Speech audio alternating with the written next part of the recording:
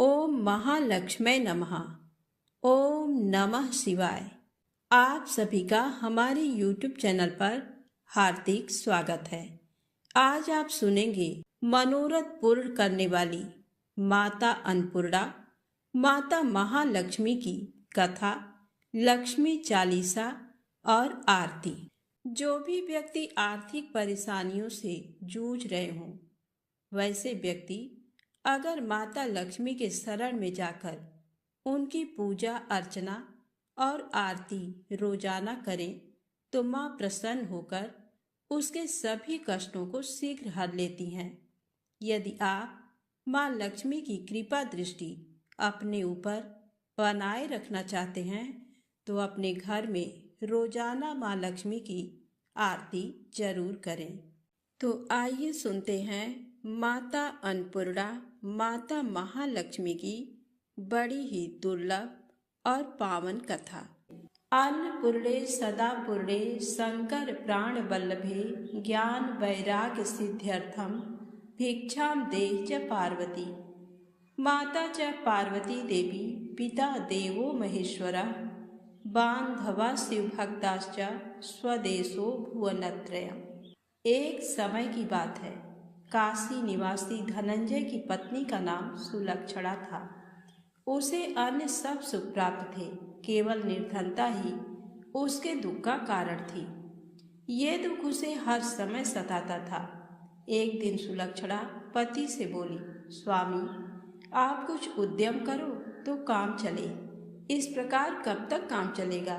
सुलक्षणा की बात धनंजय के मन में बैठ गई और वह उसी दिन विश्वनाथ शंकर जी को प्रसन्न करने के लिए बैठ गया और कहने लगा, हे देवादिदेव विश्वेश्वर, मुझे पूजा पाठ कुछ आता नहीं है, केवल तुम्हारे भरोसे बैठा हूँ। इतनी विनती करके वह 2-3 दिन भूखा प्यासा बैठा रहा।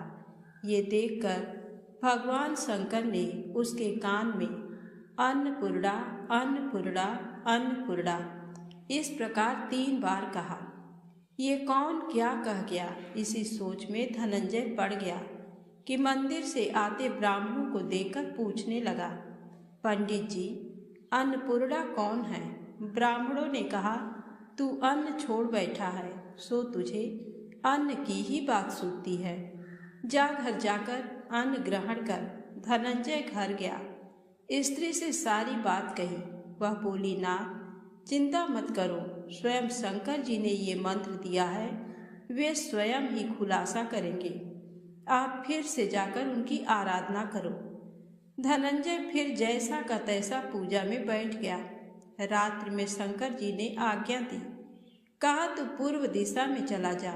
वह अन्नपूर्णा माँ का नाम जपता जाता और रास्ते में फल खाता, झरनों का पानी पीता जाता। इस प्रकार कितने ही दिनों तक चलता गया। वहाँ उसे चांदी से चमकती वन की शोभा देखने में आई। सुंदर सरोवर देखने में आया। उसके किनारे कितनी ही अप्सराएं झुंड बनाए बैठी थी। एक कथा कहती थी और सब माँ अन्नपूर्णा इस प्रकार बार बार कहती थी। ये अगहन मास की उजेली रात्रि थी और आज से ही व्रत का आरंभ था। जिस शब्द की खोज करने वह निकला था, वह उसे वहाँ सुनने को मिला। धनंजय ने उनके पास जाकर पूछा, हे देवियों, आप ये क्या करती हो? उन सब ने कहा, हम सब माँ अन्नपूर्णा का व्रत करती हैं। व्रत करने से गई, पूजा क्या होता है? ये किसी ने किया भी है? इसे कब किया जाए? कैसा व्रत है और विधि कैसी है? मुझसे भी कहो। वे कहने लगी, इस व्रत को सब कोई कर सकते हैं। 21 दिन तक के लिए 21 गांठ का सूत लेना चाहिए। 21 दिन यदि ना बने तो एक दिन उपवास करें। ये भी ना बने तो केवल कथा सुनकर प्रसाद लें। निराहार रहकर कथा कहें। कथा सुनने वाला कोई ना मिले तो पीपल के पत्तों को रख, सुपारी या घृत कुमारी वृक्ष को सामने कर, दीपक को साक्षी कर, सूर्य, गाय, तुलसी या महादेव जी को बिना कथा सुनाए मुख में दाना न डाले। यदि भूल से कुछ पड़ जाए तो 1 दिवस फिर उपवास करें। व्रत के दिन क्रोध ना करें और झूठ ना बोलें। धनंजय बोला, इस व्रत के करने से क्या होगा? वे कहने लगी, इसके करने से अंधों को नेत्र मिले, लूलों को हाथ मिले, निर्धन के घर धन आए, बाझल को संतान मिले, मूर्ख को विद्या आए। जो जिस कामना से व्रत करे माँ उसकी इच्छा पूरी करती है। वह कहने लगा, बहनों, मेरे भी धन नहीं है, विद्या नहीं है, कुछ भी तो नहीं है। मैं तो दुखिया ब्राह्मण हूँ, मुझे इस व्रत का सूत दोगी? हाँ भाई, तेरा कल्याण हो, तुझे सूत देंगी, ले इस व्रत का मंगल सूत ले। धनंजय ने व्रत किया। व्रत पूरा हुआ तभी सरोवर में से 21 खंड की सुवर्ण सीढ़ी हीरा मोती जड़ी हुई प्रकट हुई।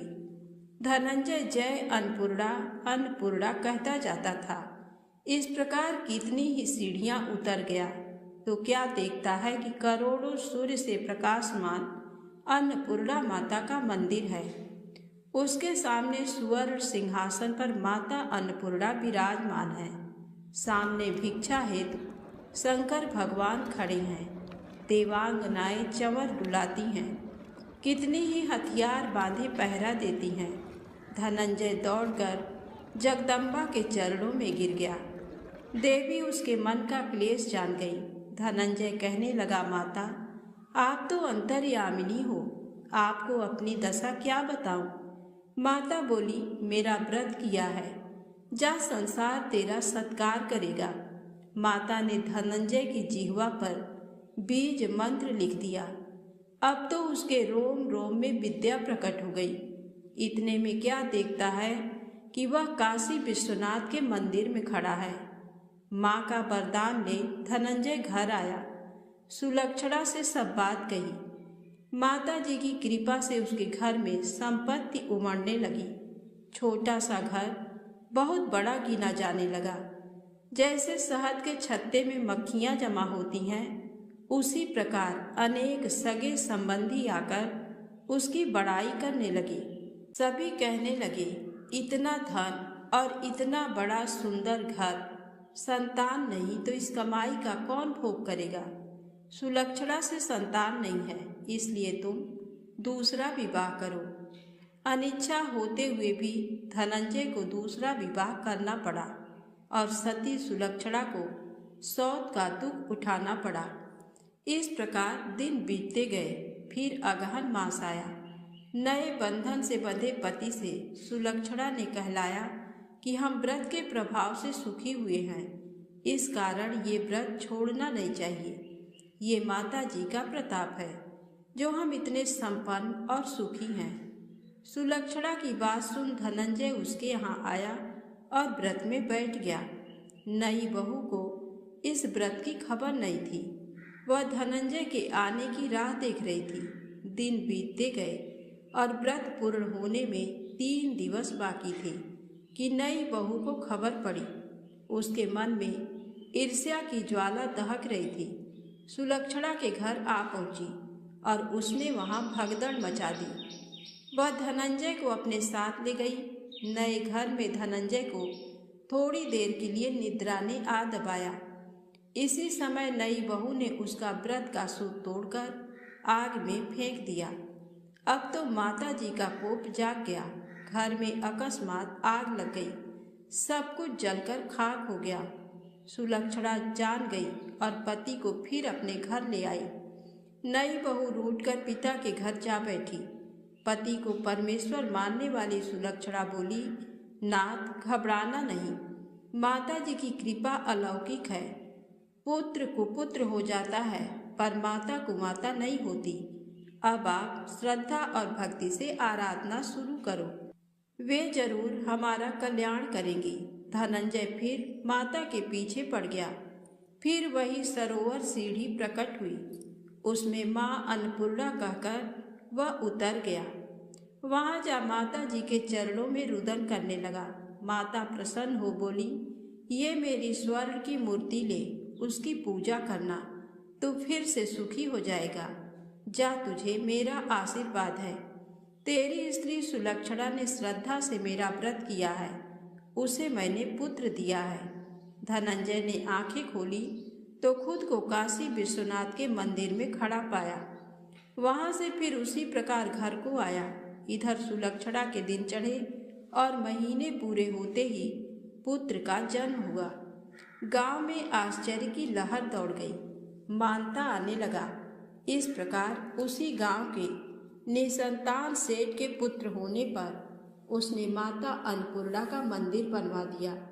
उसमें माताजी धूमधाम से पधारी, यज्ञ किया और धनंजय को मंदिर के आचार्य का पद दे दिया। जीविका के लिए मंदिर की दक्षिणा और रहने के लिए बड़ा सुंदर सा भवन दिया। धनंजय स्त्री पुत्र सहित वहां रहने लगा। माताजी की चढ़ावे में भरपूर आमदनी होने लगी। उधर नई बहू के पिता के घर डाका पड़ा, सब लुट गया। वे भीख मांगकर पेट भरने लगे। सुलक्षणा ने ये सुना तो उन्हें बुला भेजा, अलग घर में रख लिया और उनके अन्न वस्त्र का प्रबंध कर दिया। धनंजय, सुलक्षणा और उसका पुत्र माताजी की कृपा से आनंद से रहने लगे। माताजी ने जैसे इनके भंडार भरे वैसे सबके भंडार भरे तो प्रेम से बोले, अन्नपूर्णा माता की जय हो। अब आइए सुने लक्ष्मी माता की कहानी।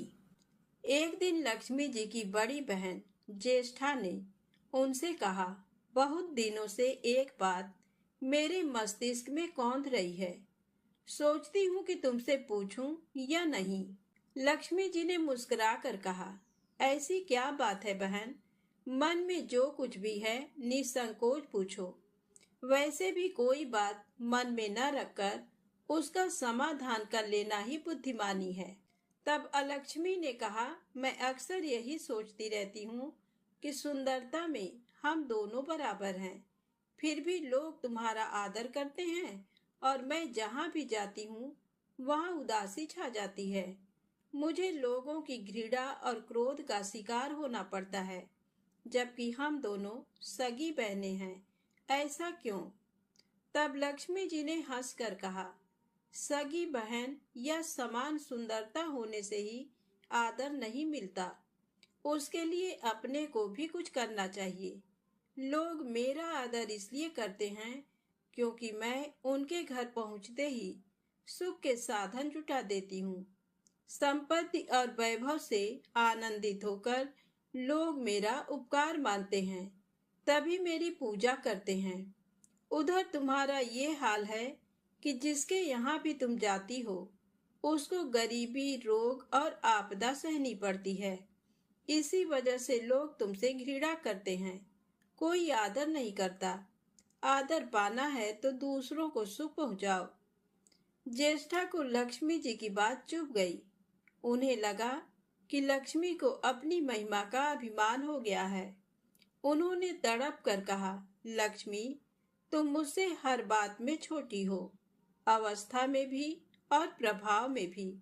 मुझे उपदेश देने का भी विचार न करो। अगर तुम्हें अपने वैभव का अहंकार है तो मेरे पास भी अपना एक प्रभाव है। मैं जब अपनी पर आ जाऊं तो तुम्हारे करोड़पति भक्त को भी पल भर में भिखारी बना दूं। इतना सुनकर लक्ष्मी जी को हंसी आ गई और कहने लगी, बहन, तुम बड़ी हो इसलिए कुछ भी कह लो, लेकिन जहां तक प्रभाव की बात है मैं तुमसे कम नहीं हूँ। जिसको तुम भिखारी बनाओगी उसे मैं दूसरे दिन रंक से फिर राजा बना दूंगी। मेरी महिमा का अभी तुम्हें पता ही कहाँ है। अलक्ष्मी ने कहा, और तुम्हें भी मेरी महिमा का पता ही नहीं है। जिसकी तुम सहायता करोगी उसे मैं दाने दाने के लिए भी मोहताज कर दूंगी। लक्ष्मी जी ने कहा, देखो बहन, दाने दाने के लिए तुम उसे मोहताज कर सकती हो जिससे मैं रूठ जाऊं, जिसके सिर पर मेरा वरद हस्त ना हो, उसका तुम कुछ भी बिगाड़ सकती हो। परंतु जिस पर मेरी कृपा दृष्टि है उसका कोई भी बाल तक बांका नहीं कर सकता। अगर तुम अपना प्रभाव दिखाने को इतनी ही उतावली हो रही हो तो कल अपना प्रभाव दिखाकर देख लेना। अलक्ष्मी बोली, ठीक है, बोलो कहाँ चलें। तब माता लक्ष्मी ने कहा, दूर क्यों जाएं? पास ही के गांव में एक ब्राह्मण रहता है, उसका नाम है दीनानाथ। वह हर रोज मंदिर में पूजा करने जाता है और मेरा पक्का भक्त है। उसी पर हमें अपनी अपनी महिमा दिखानी है। ज्येष्ठा को ताव आ गया। उन्होंने हाथ झटक कर कहा, ठीक है, देख लेना, कल तुम्हारा सिर ही झुक जाएगा। कहकर वह एक ओर चली गईं। लक्ष्मी जी वहीं खड़ी बहन के क्रोध और अहंकार पर मुस्कुराती रहीं। दूसरे दिन दोनों बहनें गांव के विष्णु मंदिर में पहुंची। उन्होंने वेश बदल रखा था। साधारण स्त्रियों की तरह वे दोनों मंदिर के द्वार पर बैठ गईं।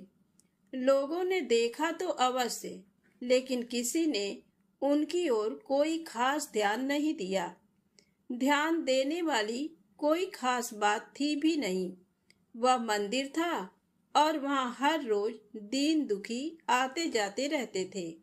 वहां आने वाले सभी किसी न किसी परेशानी में घिरे रहते थे। फिर भला उन्हें किसी दूसरे की परेशानी से क्या सरोकार हो सकता था। थोड़ी देर बाद वहां दीनू पंडित आया। दोनों बहनों की नजरें उस पर जम गईं।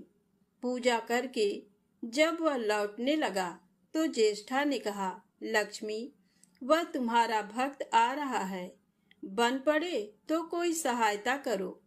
माता लक्ष्मी ने कहा, हाँ करती हूँ। लक्ष्मी जी ने एक पोला बांस दीनू के रास्ते में रख दिया, जिसमें मोहरे भरी हुई थी।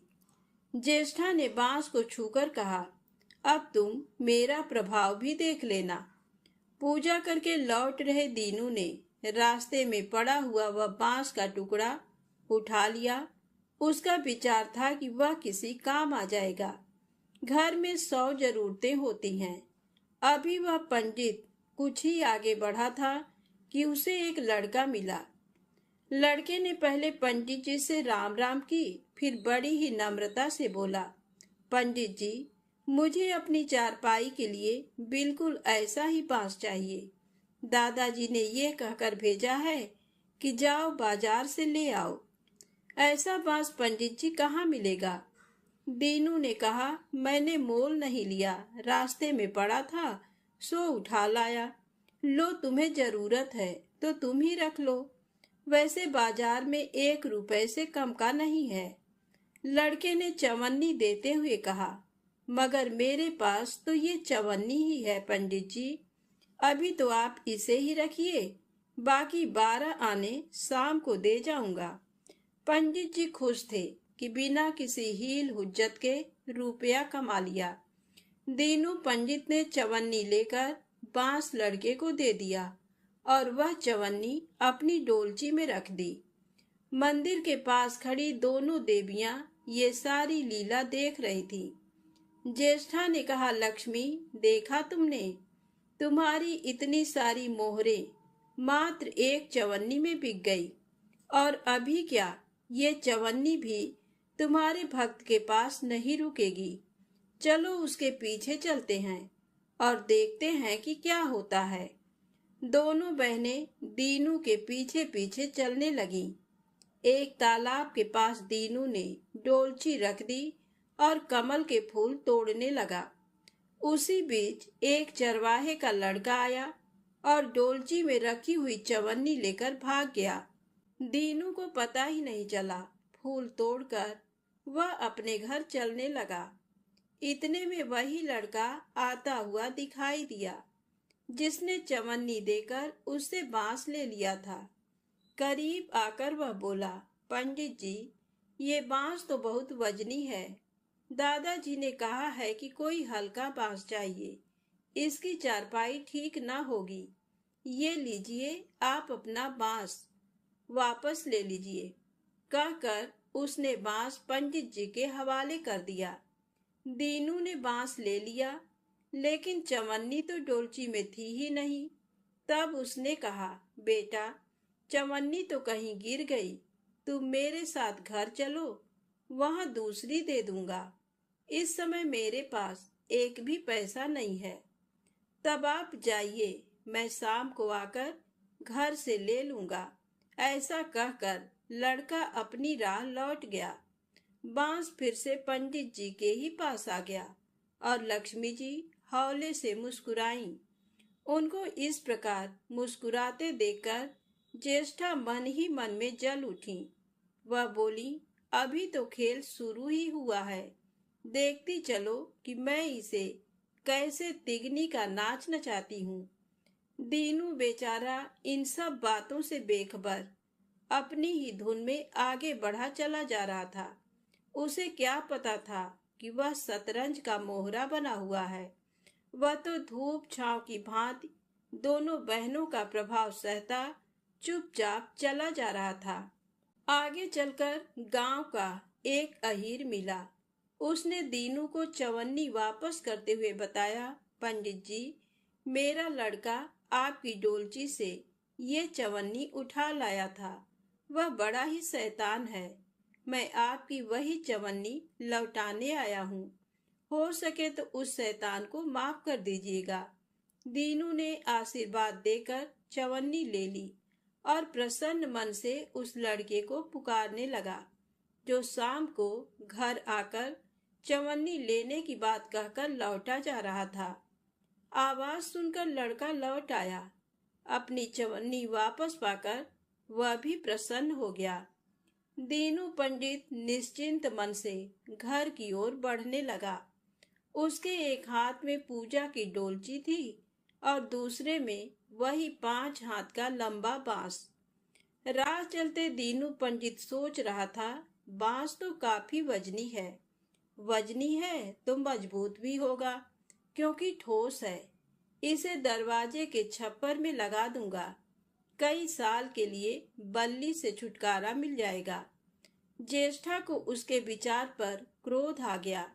लक्ष्मी जी के प्रभाव से दीनू को लाभ होता देख वह मन ही मन बुरी तरह जली जा रही थी। जब उन्होंने देखा कि पंडित का घर करीब आ गया है, तो कोई उपाय न पाकर उन्होंने दीनू को मारने का विचार किया। उन्होंने कहा, लक्ष्मी, धन संपत्ति तो मैं छीन ही लेती हूँ, अब तुम्हारे भक्त के प्राण भी ले लूंगी। देखो वह किस तरह तड़प तड़प कर मरता है। और वह तुरंत सांप बनकर दीनू की ओर दौड़ पड़ी। लक्ष्मी जी को तनिक भी घबराहट नहीं हुई। वह उसी तरह खड़ी मुस्कुराती रही। सहसा दीनू चौंक पड़ा। एक भयानक सांप फन उठाए उसकी ओर झपट रहा था। प्राण तो सभी को प्रिय होते हैं, उपाय रहते कोई अपने को संकट में नहीं पड़ने देता। दीनू ने पगडंडी वाला रास्ता छोड़ दिया और एक ओर को भागने लगा। लेकिन सांप बनी ज्येष्ठा उसे भला कहाँ छोड़ने वाली थी। वह तो उस गरीब के प्राणों की प्यासी हो चुकी थी। वह भी दीनू के आगे पीछे दाएं बाएं बराबर दौड़ती ही रही। दीनू घबरा गया। उसने हाथ जोड़कर कहा, नाग देवता, मैंने तुम्हारा कुछ नहीं बिगाड़ा। शांति से अपनी राह लौट जाओ। आखिर क्यों मुझ गरीब के पीछे पड़े हो। व्यर्थ में किसी ब्राह्मण को सताना अच्छी बात नहीं है। लेकिन वह नाग तो ज्येष्ठा का रूप था, जो दीनू को किसी भी तरह से डसना चाहता था। प्रार्थना पर कुछ भी ध्यान न देकर वह सांप एक बारगी फुफकारता हुआ झपट पड़ा। जब दीनू ने देख लिया कि बिना संघर्ष किए अब जान नहीं बचेगी, तो उसने प्राण रक्षा के लिए भरपूर जोर लगाकर वही बांस सांप के ऊपर दे मारा। धरती से टकराते ही बांस के 2 टुकड़े हो गए और उसके भीतर भरी हुई मोहरें खन खनाकर बिखर गईं, जैसे लक्ष्मी जी हंस रही हो। दीनू के मुंह हैरतपूर्ण चीख सी निकली। अरे! थोड़ी देर के लिए वह ठगा सा खड़ा आंखें फाड़े उन मोहरों की ओर देखता रहा। एक पल के लिए तो वह सांप को भूल ही गया, परंतु फिर जैसे उसे झटका सा लगा। सांप का ध्यान आते ही उसने उसकी ओर गर्दन घुमाई तो देखा कि बांस की चोट से सांप की कमर टूट गई है और वह लहूलुहान अवस्था में झाड़ी की ओर भागा जा रहा है। दूसरे क्षण वह मोहरों पर लौट गया और कहने लगा, तेरी जय हो लक्ष्मी माता। जीवन भर का दारिद्र्य आज दूर हो गया। तेरी महिमा कौन जान सकता है। चलो अब घर में बैठकर तुम्हारी पूजा आरती करूंगा। और फिर जल्दी जल्दी उसने सारी मोहरें अंगोछे में बांध दी और लंबे लंबे कदमों से घर की ओर चल दिया।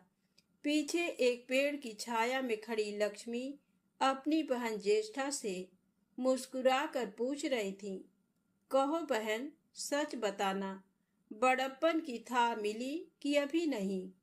बड़प्पन किसी को कुछ देने में ही है, उससे छीनने में नहीं।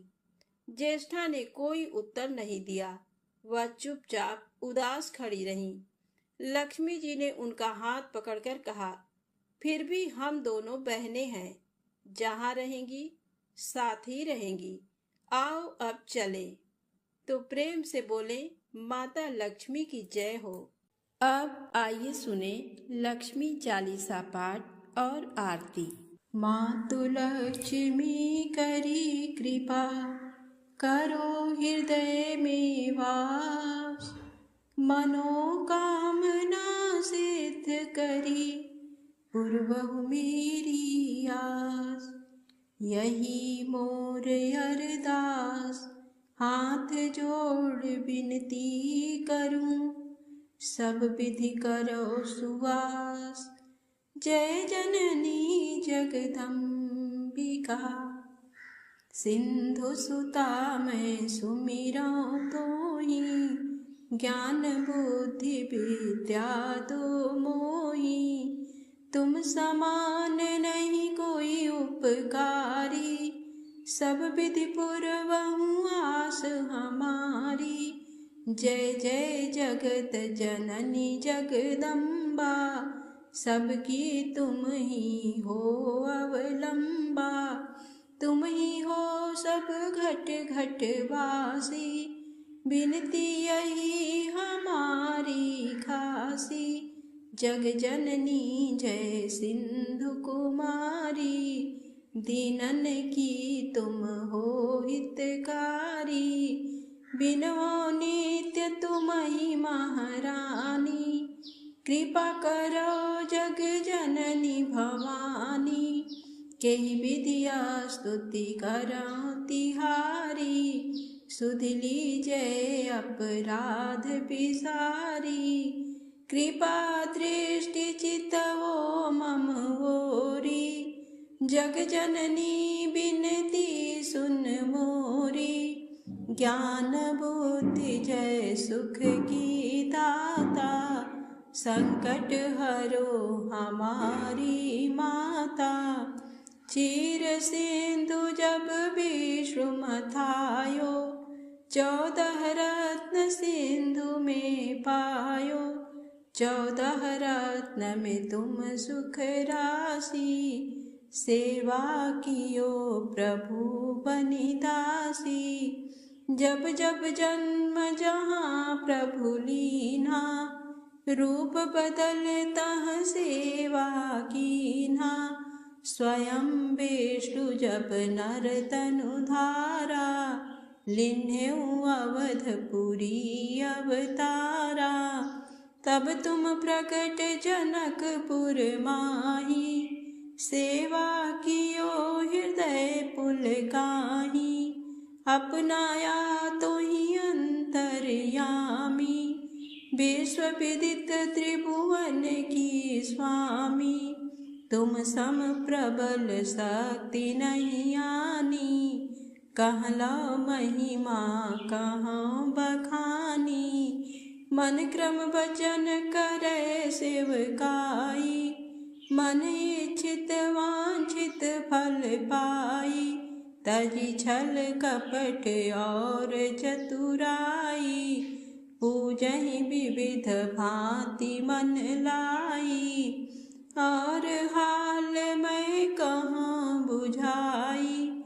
जो यह पाठ करे मन लाई, ताको कोई कष्ट न होई।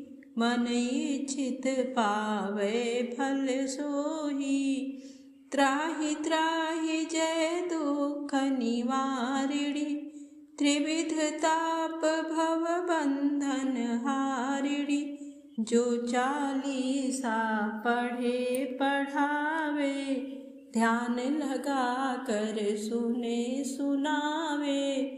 ताको कोई न रोग सतावे, पुत्र आदि धन संपत्ति पावे। पुत्रहीन अरु संपत्तिहीना, अंध बधिर कोढ़ी अति दीना। विप्र बुलाए के पाठ करावे, शंका दिल में कभी न लावे। पाठ करावे दिन चालीसा, तापर कृपा करें गौरीसा। सुख संपत्ति बहुत सी पावे, कमी नहीं काहू की आवे। 12 मास करे जो पूजा, तेहि सम धन्य और नहीं दूजा। प्रतिदिन पाठ करे मन माही, उन सम कोई जग में कहूँ नाही। बहुविधि क्या मैं करऊं बड़ाई, ले परीक्षा ध्यान लगाई। कर विश्वास करे व्रत नेमा, होय सिद्धि उपजय उर प्रेमा। जय जय जय जय लक्ष्मी भवानी, सब में व्यापित हो गुण खानी। तुम्हरो तेज प्रबल जग माही, तुम सम को दयालु कहूँ नाही। मोहि अनाथ की सुधि अब लीजे, संकट काटि भक्ति मोहि दीजे। भूल चूक करी क्षमा हमारी, दर्शन दीजे दशा निहारी। बिन दर्शन व्याकुल अधिकारी, तुम ही अछत दुख सहते भारी।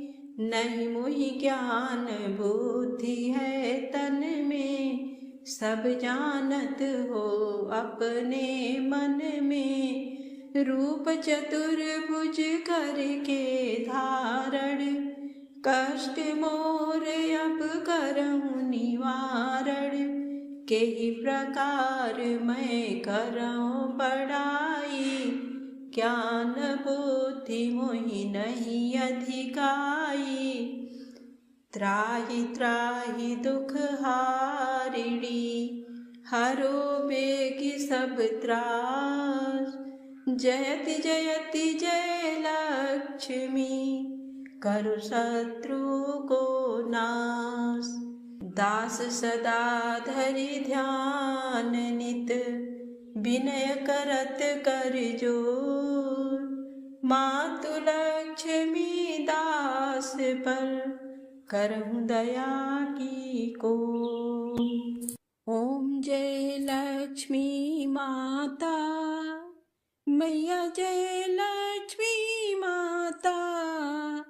तुमको निस दिन सेवत, हर विष्णु विधाता। ओम जय लक्ष्मी माता, उमा रमा ब्रह्माणी। तुम ही जग माता, सूर्य चंद्रमा ध्यावत। सूर्य चंद्रमा ध्यावत, नारद ऋषि गाता। ओम जय लक्ष्मी माता, दुर्गा रूप निरंजनी। सुख संपत्ति दाता, जो कोई तुमको ध्याता। जो कोई तुमको ध्याता रिद्धि सिद्धि धन पाता। ओम जय लक्ष्मी माता। तुम पाताल निवासिनी तुम ही शुभदाता। कर्म प्रभाव प्रकाशिनी कर्म प्रभाव प्रकाशनी भवनिधि की त्राता। ओम जय लक्ष्मी माता। जिस घर में माँ रहती सब सद्गुण आता। सब संभव हो जाता सब संभव हो जाता। मन नहीं घबराता। ओम जय लक्ष्मी माता। तुम बिन यज्ञ न होवे वस्त्र न कोई पाता। खान पान का वैभव खान पान का वैभव सब तुमसे आता। ओम जय लक्ष्मी माता। शुभ गुण मंदिर सुंदर क्षीरोदधि जाता। रत्न चतुर्दश तुम बिन रत्न चतुर्दश तुम बिन कोई नहीं पाता। ओम जय लक्ष्मी माता। महालक्ष्मी जी की आरती जो कोई नर गाता। उर आनंद समाता उर आनंद समाता। पाप उतर जाता। ओम जय लक्ष्मी माता। जय लक्ष्मी माता। मैया जय लक्ष्मी माता। तुमको निस दिन सेवत हर विष्णु विधाता। ओम जय लक्ष्मी माता। प्रेम से बोले महालक्ष्मी माता की जय हो। अन्नपूर्णा माता की जय हो। दोस्तों, यदि आपको वीडियो अच्छी लगी हो तो प्लीज़ लाइक अवश्य करें, चैनल को सब्सक्राइब करें, ज़्यादा से ज़्यादा शेयर करें। जय माता दी, जय भोलेनाथ।